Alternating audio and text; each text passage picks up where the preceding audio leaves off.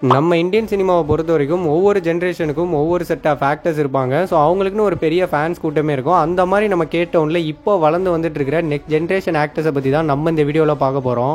நான் இந்த லிஸ்ட்டில் யார் யாரை மென்ஷன் பண்ண போகிறேன் அப்படிங்கிறது ஆல்மோஸ்ட் உங்கள் எல்லாருக்கும் நல்லாவே தெரியும். இந்த லிஸ்ட்டில் மொத்தமாக ஒரு 6 ஆக்டர்ஸ் இருக்காங்க. மணிகண்டன், பிரதீப் ரங்கநாதன், கவின், ஹரிஷ் கல்யாண், அர்ஜுன் தாஸ் அண்ட் த்ருவ் விக்ரம். அண்ட் இந்த 6 பேர் தான் நம்ம கேட்டோனுடைய நெக்ஸ்ட் ஜென்ரேஷன் ஆக்டர்ஸாக க்ரோ ஆகி வந்துட்டு இருக்காங்க. அண்ட் இந்த லிஸ்ட்டில் நீ ஏன்டா அசோக் செல்வனையும் அத்தர்வாவையும் ஆட் பண்ணல அப்படின்ற ஒரு கேள்வி வந்து உங்களில் நிறைய பேருக்கு வரும். ஸோ அதுக்கான பதிலை நான் இந்த வீடியோட எண்ணில் சொல்கிறேன். அண்ட் இப்போ இந்த 6 ஆக்டர்ஸில் ஆடியன்ஸ் கூட ஒரு நல்ல கனெக்ட் இருக்கக்கூடிய ஆக்டர்ஸ் அப்படின்னா மணிகண்டன் அண்ட் பிரதீப், இவங்க 2 பேருக்கு தான் ஆடியன்ஸ் கிட்ட நல்ல கனெக்ட் இருக்குது. நான் யாரையுமே இங்கே யாரு கூடயும் வந்து கம்பேரிசன்லாம் பண்ண வரல. அண்ட் அதே மாதிரி இந்த 6 பேரில் யார் பெட்டர்னு நான் இங்கே சொல்ல வரல. ஆனால் இந்த 6 பேரில் பிரதீப்புடைய க்ரோத்தை நான் ஒரு அன்பிலீவபிளான க்ரோத்துன்னு தான் சொல்லுவேன். ஏன்னா அவர் நடித்தது 2 படம் தான். ஸோ 2 படத்துக்குமே ஆடியன்ஸ் கிட்ட இருந்து ஒரு பயங்கரமான ரெஸ்பான்ஸ் வந்து கிடைச்சிருக்கு. அண்ட் பேசிக்காகவே நம்ம தமிழ் சினிமாவை பொறுத்த வரைக்கும் எப்போவுமே பெரிய நடிகர்களுடைய படத்துக்கும் அவங்களுடைய ஃபேவரட்டான நடிகர்களுடைய படத்துக்கும் மட்டும்தான் ஆடியன்ஸ் தியேட்டருக்கு போய் படமே பார்ப்பாங்க. அப்படி இருக்கிறப்போ இவர் வெறும் 2 படம் மட்டும் தான் பண்ணியிருக்காரு. ஆனால் அந்த 2 படத்துக்குமே ஒரு பெரிய செட் ஆஃப் ஆடியன்ஸை தியேட்டர் பக்கம் கொண்டு வந்திருக்காரு. அது சாதாரண விஷயமே கிடையாது. அண்ட் அதே மாதிரி பிரதீப்பை ரொம்ப ஈஸியாகவே ஆடியன்ஸ் ஹீரோவா அக்செப்ட் பண்ணிக்கிட்டாங்க. அண்ட் இதெல்லாம் ரொம்ப ரேரான ஒரு விஷயம். எப்போவுமே நம்ம ஆடியன்ஸ் வந்து ஒரு நியூ ஃபேஸாக அவ்வளோ சீக்கிரம்லாம் வந்து ஹீரோவா அக்செப்ட் பண்ணிக்க மாட்டாங்க. அது ரொம்ப ரேர் தான். ஸோ அந்த மாதிரி அக்செப்ட் பண்ண ஹீரோஸில் நம்ம பிரதீப் ஒரு ஆள். அண்ட் நம்ம பிரதீப் ப்ரோவை பொறுத்த வரைக்கும் அவருடைய பெரிய பிளஸே அவருடைய ஃபன்னான ரியாக்ஷன்ஸும் எனர்ஜெட்டிக்கான ஆக்டிங்கும் தான். இது 2ஐயும் வச்சு தான் டிராகன், லவ் டுடே இது 2ஐயுமே வந்து பெரிய பிளாக் பஸ்டர் ஆகியிருக்காரு. அண்ட் இந்த 2 படமும் பெரிய பிளாக் பஸ்டர்னு சொல்றதை விட இந்த 2 படமே 100 கோடி கலெக்ஷன் பண்ணியிருக்கு. அது சாதாரண விஷயம் இல்லை. இன்னும் ஒரு படம் வந்து ஒரு 100 கோடி கலெக்ஷன் பண்ணிட்டாரு அப்படின்னா நம்ம தமிழ் சினிமா வரலாற்றிலேயே ஹேட்ரிக் 100 கோடி அடிச்ச ஃபர்ஸ்ட் ஹீரோ நம்ம பிரதீப் தான். ஏன்னா இது வரைக்கும் நம்ம கேட்டவனுடைய எந்த பெரிய ஆக்டர்ஸுமே அவங்க கெரியருடைய ஃபர்ஸ்ட் 100 crore கலெக்ஷன் கொடுத்ததுக்கு அப்புறமா இன்னும் 2 படம் கன்சிக்யூட்டிவா 100 crore கொடுத்துட்டு ஹேட்ரிக் 100 கோடிலாம் அடிச்சதா சரித்திரமே கிடையாது. ஸோ இந்த லவ் இன்சூரன்ஸ் கம்பெனி படம் மூலியமா கண்டிப்பா பிரதீப் ரங்கநாதன் அப்படிப்பட்ட ஒரு ஹிஸ்டரியை கிரியேட் பண்றாரா இல்லையாங்கிறத நம்ம வெயிட் பண்ணி பார்க்கலாம். இந்த படத்தை பொறுத்த வரைக்கும் எனக்கு இந்த படம் மேல இருக்கக்கூடிய நம்பிக்கை அப்படிங்கிறது 50-50 தான். என்னை பொறுத்த வரைக்கும் நான் இந்த படத்துடைய முதல் பிளஸா பாக்குறது நம்ம அனிருத் சாருடைய பேக்ரவுண்ட் ஸ்கோரும் அவருடைய சாங்ஸும் தான். கண்டிப்பா அந்த மனுஷன் இந்த படத்துல வந்து பூந்து விளாண்டுருவாரு. அதுல எந்த சந்தேகமே வேண்டாம். 2வதா இந்த படத்துல நான் பாக்குற பெரிய பிளஸ் பிரதீப் ரங்கநாதனுடைய ஆக்டிங் தான்.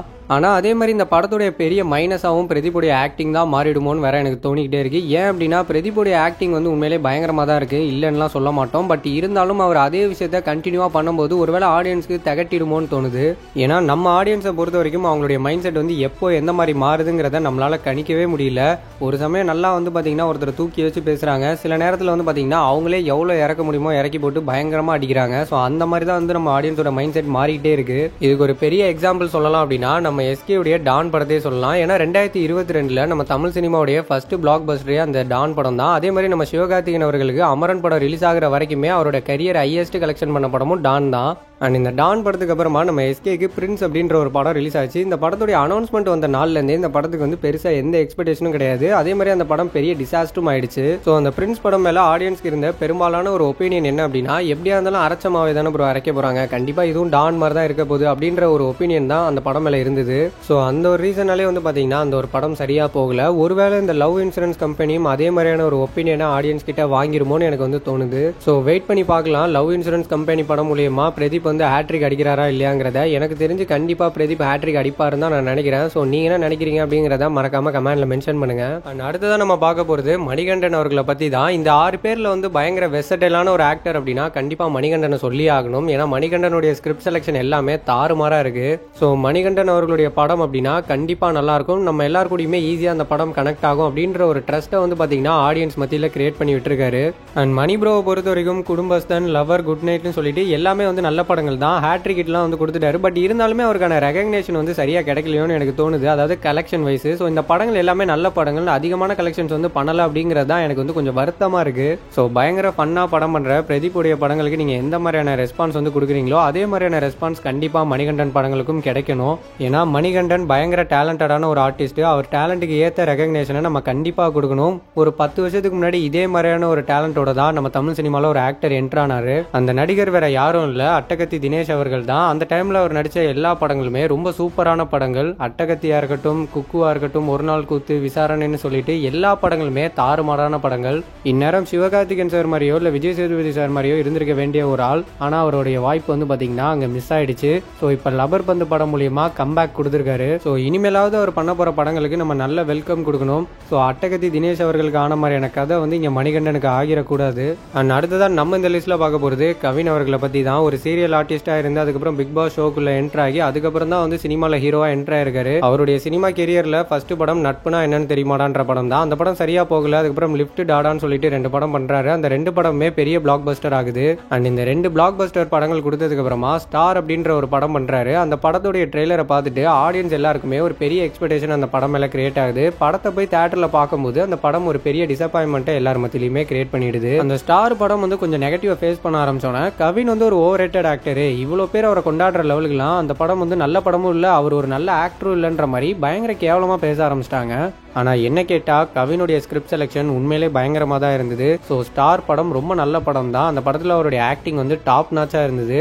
ஆனா எங்கேயோ ஒரு இடத்துல டைரக்டர் பண்ண ஒரு பெரிய மிஸ்டேக் தான் அந்த படத்தை கொலாப்ஸ் பண்ணிருச்சு. அண்ட் அதே மாதிரி அதுக்கு அடுத்து வந்த பிளடி பெக்கரும் அப்படிதான். ஸோ பிளடி பெக்கர்லயுமே அவருடைய ஆக்டிங் தரமா இருக்கும். அந்த படம் வந்து தியேட்டரிக்கலா பெருசா ஓடலனா கூட ஓடிடியில வந்ததுக்கு அப்புறமா அந்த படத்துக்குன்னு ஒரு தனி ஃபேன்ஸ் கூட்டமே இருக்கு.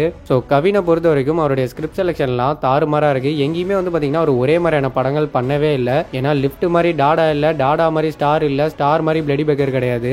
ஸோ ஒவ்வொரு படத்துக்கும் புதுசா ஏதாவது ஒரு விஷயத்தை ட்ரை பண்ணணும்னு சொல்லி பயங்கரமா உழைச்சிட்டு இருக்காரு. கண்டிப்பா அவர் உழைப்புக்கு வெற்றி அவருக்கு கிடைக்கும். அடுத்து ரிலீஸ் ஆக போற கிஸ், மாஸ்க், அதுக்கப்புறமா நயன்தாரா மேமோட சேர்ந்து பண்ண போற படம் இது எல்லாமே அவருக்கு கை கூடும் நம்புவோம். அண்ட் நெக்ஸ்ட் நம்ம இந்த லிஸ்ட்ல பார்க்க போறது ஹரிஷ் கல்யாண் அவர்களை பத்தி தான். ஹரிஷ் கல்யாணம் பொறுத்த வரைக்கும் அவருடைய ஃபர்ஸ்ட் படம் பியார் பிரேமா காதல், அந்த படத்துக்கு வந்து ஒரு பெரிய ப்ரொமோஷன் நடந்தது. ஃபர்ஸ்ட் படமே இவ்வளவு பெரிய ப்ரொமோஷன் நடந்து ஒரு ஆக்டரை வந்து இன்ட்ரோடியூஸ் பண்ணது அதுதான் ஃபர்ஸ்ட் டைம்னு நினைக்கிறேன். ஆனா அந்த படம் வந்து அவங்க ப்ரொமோஷன் பண்ண லெவலுக்கு இருந்துச்சு அப்படின்னா ஓரளவுக்கு ஆவரேஜா தான் இருந்துச்சு. அந்த படம் பெரிய ஹிட் எல்லாம் கிடையாது. ஆனா அதுக்கப்புறம் ரிலீஸ் ஆன எக்ஸ்பர்ட் ராஜாவும் இதே ராணி படம் வந்து ஓரளவுக்கு நல்லாவே போச்சு. ஸோ ஹரிஷ் ப்ரோக்கு ஸ்டார்டிங்ல ரிலீஸ் ஆன ஒரு 4-5 படங்கள் வந்து சரியா போலனாலுமே அந்த படங்கள் எதுவும் பாக்ஸ் ஆஃபீஸ்ல ஃபிளாப் ஆகல. எல்லாமே வந்து பாத்தீங்கன்னா ப்ராஃபிட் ஜோனுக்குள்ள தான் போயிருக்கு. அண்ட் ஹரிஷ் ப்ரோவுடைய படங்கள்லாம் பெரிய லெவல்ல ஹிட் ஆகி ஒரு ஆடியன்ஸ் கிட்ட போய் சீக்கிரமா ரீச் ஆகலனாலும் இவருக்கு படத்துக்கு ஒரு பாட்டு வந்து பாத்தீங்கன்னா பெரிய லெவல்ல ஹிட் ஆயிருது.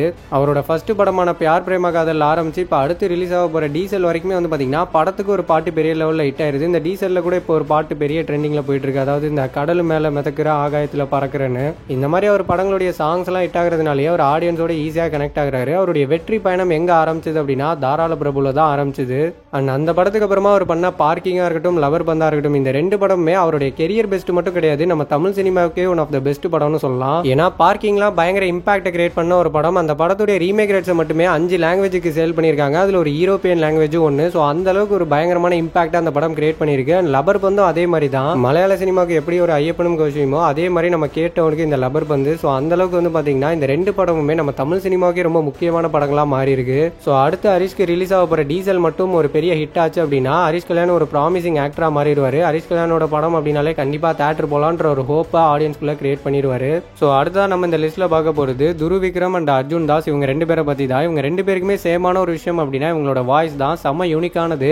அண்ட் துரு விக்ரம்லாம் பொறுத்த வரைக்கும் அவர் ஃபர்ஸ்ட் சினிமாக்குள்ள என்டர் ஆனப்போ விக்ரம் சாரோட பையன் என்ன பண்ண போறாருன்றத பாக்குறதுக்கு ஒரு செட் ஆஃப் ஆடியன்ஸ் வெயிட் பண்ணிட்டு இருந்தாங்க அப்படின்னா இன்னொரு பக்கம் இது நெப்போட்டிசம் தானே. விக்ரம் சாருடைய பையன் அப்படின்றதுனால அவருக்கு நடிக்க வாய்ப்பு கிடைக்குது, இல்லைன்னா இவருக்குலாம் யார் வாய்ப்பு கொடுக்க போறான்னு சொல்லிட்டு நிறைய டாக்ஸ் வந்து இவரை சுத்தி இருந்தது. பட் இருந்தாலுமே இவருடைய ஆக்டிங் மூலமா இது எல்லாத்துக்குமே ஒரு பதிலடி கொடுத்திருக்காரு. அப்பா வந்து ஒரு ஆக்டிங் மான்ஸ்டர்னா இவர் ஆக்டிங் சைக்கோன்றத காமிச்சிருக்காரு. யார் யாரெல்லாம் இவரை விமர்சனம் பண்ணாங்களோ அவங்களே வந்து பாத்தீங்கன்னா இவருடைய ஆக்டிங் பயங்கரமா இருக்குன்னு சொல்ல வச்சாரு. ஸோ அந்த அளவுக்கு ஒரு பயங்கர டேலண்டடான பர்சன் தான் துரு விக்ரம். அண்ட் அதே மாதிரி தான் அர்ஜுன் தாஸும். ஸோ அர்ஜுன் தாஸ் சாரை பொறுத்த வரைக்கும் அப்படியே ரஜினி சாரை பாக்குற மாதிரி தான் இருக்கும். ஒரு வில்லனா என்டர் ஆகி அங்கங்க சைட் ரோல் பண்ணி அதுக்கப்புறம் ஒரு ஹீரோவா இப்ப மாறிட்டு இருக்காரு. ஏன்னா இவர் ஹீரோவா நடிச்ச படங்கள்ல ரசாவதி, அநீதி மாதிரியான படங்கள்லாம் நல்ல படங்களா இருந்தாலும் கூட ஆடியன்ஸ் கிட்ட பெருசா போய் ரீச் ஆகல. ரஜினி சாருக்கு கிடைச்ச ஒரு இம்பாக்டும் லக்கும் வந்து பாத்தீங்கன்னா இவருக்கு பெருசா அமையல. ஸோ ஃபியூச்சர்ல இனி அவர் பண்ண போற படங்களாவது அவர் ஆடியன்ஸ் கிட்ட பயங்கரமா போய் ரீச் ஆகுதா இல்லையாங்கிறத நம்ம வெயிட் பண்ணி பார்ப்போம். இவங்க 6 பேர் தான் நம்ம கேட்டவனுடைய நெக்ஸ்ட் ஜென்ரேஷன் ஆக்டர்ஸா இப்ப க்ரோ ஆயிட்டு இருக்காங்க. அண்ட் இந்த 6 பேர்ல உங்களுடைய ஃபேவரட் ஆக்டர் யாருங்கிறத மறக்காம கமெண்ட்ல மென்ஷன் பண்ணுங்க. நான் இந்த வீடியோட ஆரம்பத்துல சொல்லியிருந்தேன் அசோக் செல்வனையும் அதர்வாவையும் நான் ஏன் இந்த லிஸ்ட்ல வந்து வைக்கல அப்படின்றதுக்கான ரீசன் ரீசனை உங்களுக்கு சொல்கிறேன்னு. ஸோ அதுக்கான ரீசன் என்ன அப்படின்னா, அசோக் செல்வன் சாராக இருக்கட்டும், அதர்வா சாராக இருக்கட்டும், இவங்க 2 பேருமே சினிமாக்குள்ளே என்ட்ரு ஆகி ஆல்மோஸ்ட் ஒரு டெக்கேட் ஆயிடுச்சு. அந்த ஒரு காரணத்தினால மட்டும்தான் நான் இவங்களை வந்து இந்த லிஸ்ட்டில் வைக்கல. ஏன்னா அசோக் செல்வனை பொறுத்த வரைக்கும் அவர் ஆரம்ப காலகட்டத்தில் ஒன்றும் பெரிய ஹீரோவாலாம் நிறைய படங்கள் பண்ணலை. நிறையவே சைடு ரோல்ஸ் மட்டும் தான் பண்ணிட்டு இருந்தாரு. அப்பப்போ தெகடி மாதிரி ஒரு சில படங்கள் வந்து அமைஞ்சாலுமே அவர் அதிகமாக சைடு ரோல் தான் பண்ணாரு. ஸோ ரீசெண்டாக ஒரு 5 வருஷமாக தான் ஒரு ஹீரோவாகவே அதிக படங்கள் நடிச்சிருக்காரு. அதில் 1-2 நல்ல படங்களும் வந்து பார்த்தீங்கன்னா கொடுத்துருக்காரு. ஸோ அதர்வா ப்ரோவும் அதே மாதிரி தான். இவருக்கு சொன்னதில் வந்து அப்படியே அவர் உல்ட்டாவாக சொல்ல வேண்டியது தான். ஏன்னா அவர் கெரியரோட ஆரம்பத்தில் வந்து பார்த்தீங்கன்னா நல்ல நல்ல படங்கள் கொடுத்தாரு. அதுக்கப்புறம் இடையில அவருக்கு எந்த ஒரு படமும் சரியாக போகலை. சில படங்கள்லாம் வந்ததே கூட தெரியல. அண்ட் இப்போ அவருக்கு வரப்போகிற பராசக்தியாக இருக்கட்டும், இதயம் முரளியாக இருக்கட்டும், இந்த 2 படத்துக்குமே ஆடியன்ஸ் கிட்ட ஒரு பயங்கரமான எக்ஸ்பெக்டேஷன் இருக்கு. கண்டிப்பாக இந்த 2 படங்களும் கிளிக் ஆனிச்சுன்னா அதர்வா பேக் ஆன் ட்ராக்னு சொல்லிடலாம். அண்ட் என்னோட ஃப்ரெண்ட்ஸ் அண்ட் ஃபேமிலியான உங்களுக்கு கண்டிப்பாக இந்த வீடியோ பிடிச்சிருக்கும்னு நம்புறேன்.